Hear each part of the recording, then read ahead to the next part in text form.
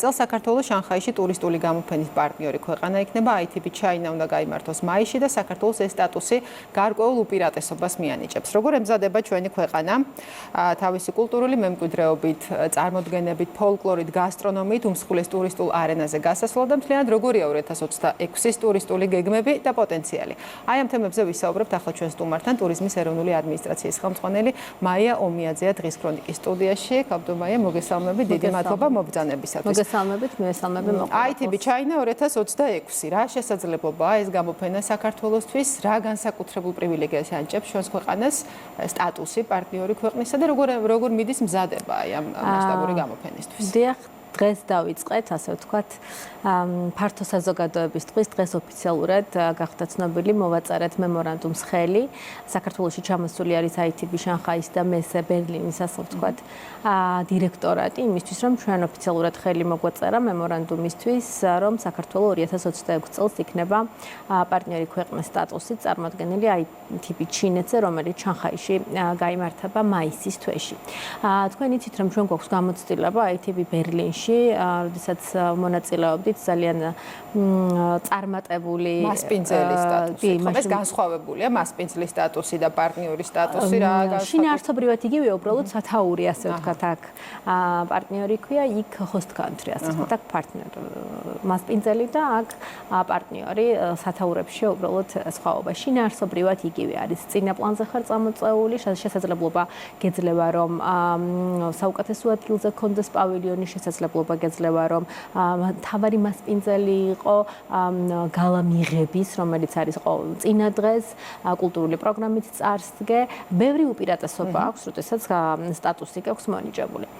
ჩვენ ძალიან წარმატებით ვიყავით ITB ბერლინში იმ სტატუსით და შარშან მოლაპარაკებების დროს, როდესაც ვიმყოფებოდით გამოფენაზე, როგორც მორიგ გამოფენაზე შანხაიში, იქნა მიღებული გადაწყვეტილება, რომ ჩვენ 2026 წელს ვიქნებოდით პარტნიორი სტატუსით. დავიწყეთ მზადება, ბევრი უპირატესობა აქვს. ჯერ ერთით პირველი არის ის, რომ ჩინეთი არის ჩვენი სტრატეგიული ბაზარი და ITB ჩინეთი, ზოგადად ITB არის ძალიან რეპუტაბელური პლატფორმა იმისთვის, რომ მოხდეს ცნობადობის ამაღლება, ბიზნეს კავშირების დამყარება, ზოგადად ჩვენი ქვეყნის პოპულარიზაცია და წარმოჩენა. გვექნება რომ ვისაუბროთ უპირატესობებზე, გვექნება 400 კვადრატულიანი სტენდი, სადაც 62 კომპანიისთვის იქნება შესაძლებელი, რომ წამოვიდეს უკვე ღია რეგისტრაცია და რა თქმა უნდა, იქ პროცედურები და კრიტერიუმები და ვიმედოვნებთ, რომ ძალიან აქტიური იქნება კერძო სექტორი, უკვე რეგისტრირებულებით გვყავს, რა თქმა უნდა. წინა დღეს 25 ეს არის ქართული პროდუქციის მწარმოებელი კომპანია. არა, ტურისტულ კომპანიებზე ვსაუბრობთ ამ შემთხვევაში, ტურისტულ კომპანიებზე, სასტუმროებზე, ტურისტულ პროდუქტს, ვინც ასე ვთქვათ, ქმნის. 25 მაისს წინა დღეს, ან ოფიციალური აღონისების წინა დღეს იქნება მიღება, ოფიციალური მიღება, სადაც იქნება ოფიციალური გამოსვლები 700 კაცზე ძალიან მაღალი რანგის სტუმრებისთვის მასპინძლობა, სადაც ასევე შესაძლებლობა გვექნება, რომ ჩვენი ქვეყნის გასტრონომია და ღვინო წარმოვაჩინოთ და პარალელურად კულტურული პროგრამა დღის პერიოდი დიახა, ასევე კულტურული პროგრამა. იცით, რომ ჩინეთი არის ჩვენთვის ერთ-ერთი სტრატეგიული ბაზარი, ჩვენ აქტიურად ვაწარმოებთ კამპანიებს, ძალიან კარგი სტატისტიკური მონაცემები. ამაზეც ვისაუბრებთ, უბრალოდ ხო, მე მინდა ჩაგეკითხოთ, რომ გარდა იმისა, რომ პარტნიორი ქვეყნის სტატუსი ანიჭებს განსაკუთრებულ სარგებელს აი ამ პარტნიორი სტატუსის მქონე ქვეყანას. საქართველოს ისედაც აქვს საკმაო პოტენციალი, ხომ, რომ დააინტერესოს ტურისტულად სტუმარი. იქნება ეს ლანდშაფტი, იქნება ეს გასტრონომია, ფოლკლორი, კულტურა და ასე შემდეგ. აი, ძირითადი აქცენტი მაინც რაზე მიდის ამ კუთხით? აი ამ მრავალფეროვანი არჩევანიდან. იცით, როგორც ყველა ქვეყანას მეტნაკლებად თავისი მახასიათებელი აქვს, თუ რა აინტერესებთ, ასაკების მიხედვით, სეგმენტაციის მიხედვით რა აინტერესებთ. რა თქმა უნდა, კულტურა ჩინეთის შემთხვევაში არის წამყვანი. კულტურაში იგულისხმება ბევრი კომპონენტი, მათ შორის ბუნება, გასტრონომია, ღვინო, კულტურული მემკვიდრეობა, ფოლკლორი ძალიან აქტიურად, როგორც სიმღერა, ისე ცეკვა. ეს არის ის განსხვავებულობა, რაც განსაკუთრებით აინტერესებს აზიელ და ამ შემთხვევაში ჩინელ მოგზაურს. შესაბამისად აქცენტები იქნება აი ამ ტრადიციულობაზე, განსხვავებულობაზე, ის რომ ვთქვათ ვართ ძალიან ძველი ქვეყანა, დამწერლობას ძალიან დიდი მნიშვნელობა აქვს, ანიჭებენ, აინტერესებთ ეს ისტორიული კომპონენტები და ამ ყველაფრის ასე ვთქვათ პრეზენტაცია სხვადასხვა შესაძლებლობებით ხდება. ITB ბერლინი ახსენეთ თქვენ.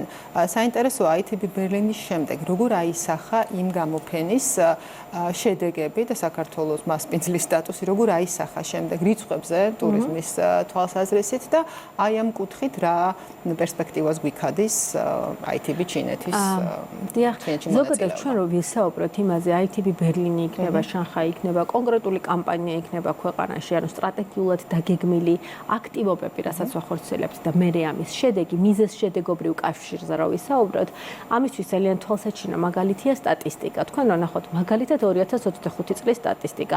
სხვათა შორის ეფექტი ხო მაშინვე არ დგება, ამაზეც რაღაცა მინიმუმ 1 წლის შემდეგ შეიძლება დადგეს ხო ეს ეფექტი. როდესაც ჩვენ ვსაუბრობთ, ბევრი კომპონენტისგან შედგება, მათ შორის პირდაპირ ფრენები ამ ბევრ კომპონენტებზე, როდესაც ვსაუბრობთ, არის ძალიან მნიშვნელოვანი. ჩვენ კამპანიები, სადაც გვაქვს ღონისძიებებს, სადაც ვახორციელებთ, სტრატეგიული ბაზრები ჩვენი სად არის.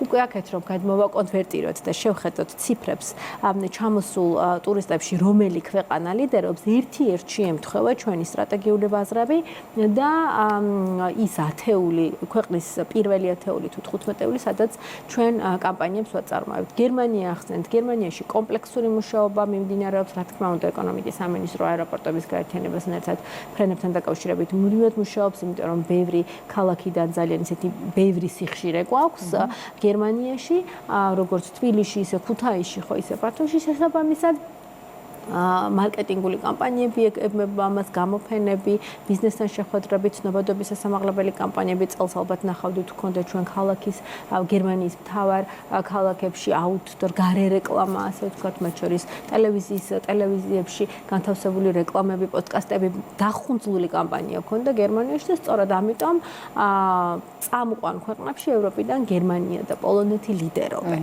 ეს ყველაფერი ITB-ს მსხვილი კომპონენტიც არის და ერთობლივი კომპლექსური მუშაობის.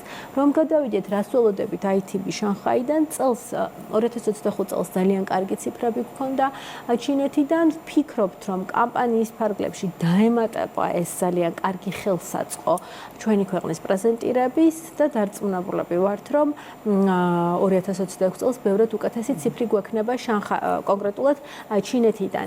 უკვე აი ამ პროექტის ფარგლებში მაგალითად მარტში პირველი მსხვილი ტური ეწოვა საქართველოს ტურისტული კომპანიების, რომლებიც გაეცნობიან საქართველოს, შეხვდებიან ქართველ მიმწოდებლებს იმისთვის, რომ ბიზნეს კონტაქტები დაამყარონ და შემდეგ უკვე მოგზაურები ჩამოიყვანონ. გარდა ჩინეთისა, ალბათ საინტერესო იქნება, ახლა 2026-ში დაიწყო, მაგრამ 2025-ის ეს თქო ტურისტული მოსავალიც რომ შევაჯამოთ, ხომ რიცხვები არის დამბეჭდავი, მონაცემები დღეს მაგალითად საქსტატმა ხარჯვის მაჩვენებელიც გამოაქვეყნა, რომ 2025 წელს უცხოელი ვიზიტორებისგან დაახლოებით 15 მილიარდ ლარამდე იყო დახარჯული საქართველოში. აი როგორი იყო, რამდენი წარმატებული იყო 2026 და 25 და აი როგორ ფიქრობთ აი ამ რიცხვების გაზრდას 2026-ში?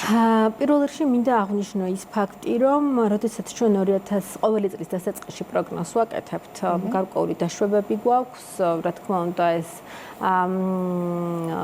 წარსულ გამოცდილებებზე, ფრენების სიხშირეებზე ბევრი დაშვებით ხდება ამის გაანგარიშება და მინდა აღვნიშნო, რომ 2025 წელს რა მოლოდინებიც ჰქონდა საერთაშორისო მოგზაურობის, ტურისტული ვიზიტების თუ შემოსავლების თვალსაზრისით, ფაქტობრივად ერთ-ერთზე დავჭექით, რაც იმას ნიშნავს, რომ სწორი მუშაობა დაგეგმილად, კოორდინირებულად, რამდენიმე უწყების ერთობლივი კოორდინირებული მუშაობით, რა პროგნოზით დავდეთ, ის შედეგი დაიდო.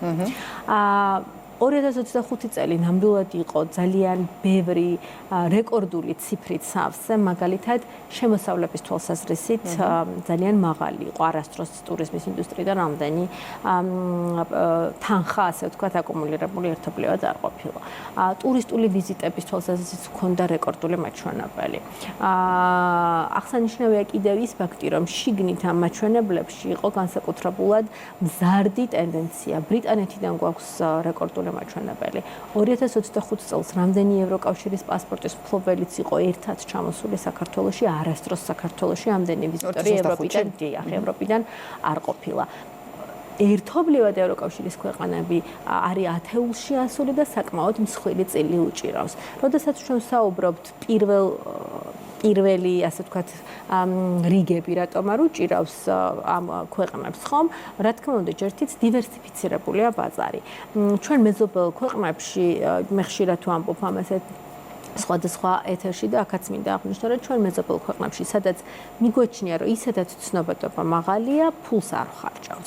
შესაბამისად, ჩვენი სტრატეგიული ბაზარი არის ევროკავშირის ქვეყნები და დიდი ბრიტანეთი, ჩინეთი, ინდოეთი, ახლო აღმოსავლეთი, ამერიკის შეერთებული შტატები, სადაც ჩვენ წლის განმავლობაში და ისრაელი, სადაც ჩვენ წლის განმავლობაში გეგმავთ აქტივობებს და ფულს ხარჯავთ. სწორედ ასე ვაანალიზებთ ტურისტების ნაკადების ზრდას, დინამიკას.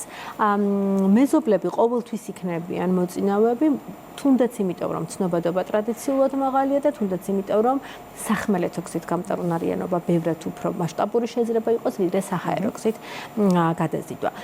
ამიტომ ჩვენი სტრატეგია და ციფრები ერთმანეთთან კავშირშია, ზუსტად თანაბრად, ასე ვთქვათ, პარალელურ რეჟიმში მიმდინარეობს. 2025 წელი ბევრი მიმართულებით იყო ძალიან წარმატებული. ვფიქრობთ, რომ 2026 წელი არანაკლებ წარმატებული იქნება, რა თქმა უნდა, ზრდასაც ველოდებით, ახალი ბაზრებიც გვექნება, ახალი პროექტებიც გვექნება, პარალელურად მიმდინარეობს მუშაობა ახალი რეისების თუ არსებული რეისების სიხშირეების დამატებაზე და ეს ყველაფერი, რა თქმა უნდა, თავის შედეგს აუცილებლად კი ბატონო, და რამდენიმე სიტყვით საუბრის დასასრულს შევეხოთ ასევე შიდა ტურიზმის განვითარების და ასე ვთქვათ, წახალისების კუთხით გადადგმულ ნაბიჯებსაც, იმიტომ რომ ალბათ ესეც არის ერთ-ერთი მნიშვნელოვანი კომპონენტი ხომ ტურიზმის სფეროში და განსაკუთრებით თუნდაც ამ ტურიზმის ინდუსტრიისათვის, ასტუმროებისთვის და კომპანიებისთვის. ჩვენ გვაქვს გარკვეული პროექტები, მათ შორის ძალიან მალე ფართო საზოგადოებისთვისაც დამატებით ახალ იდეებს და ახალ პროექტებს და წამახალისებელ მექანიზმებსაც გამოვაცხადებთ.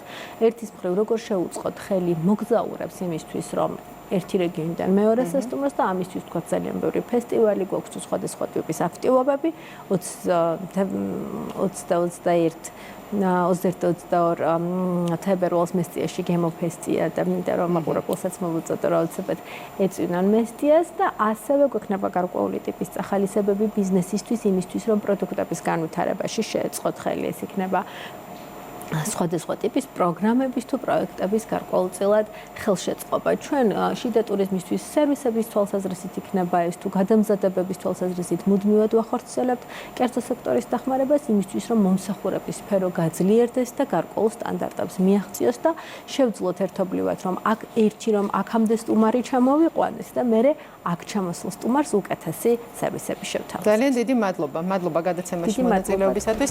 ტურიზმის ეროვნული ადმინისტრაციის ხელმძღვანელი მაია ომიაძე გახლდათ დღის ქრონიკის სტუმარი. ჩვენი გადაცემა ამით დასრულებულია. მე გემშვიდობებით მომავალ კვირამდე ნახვამდის.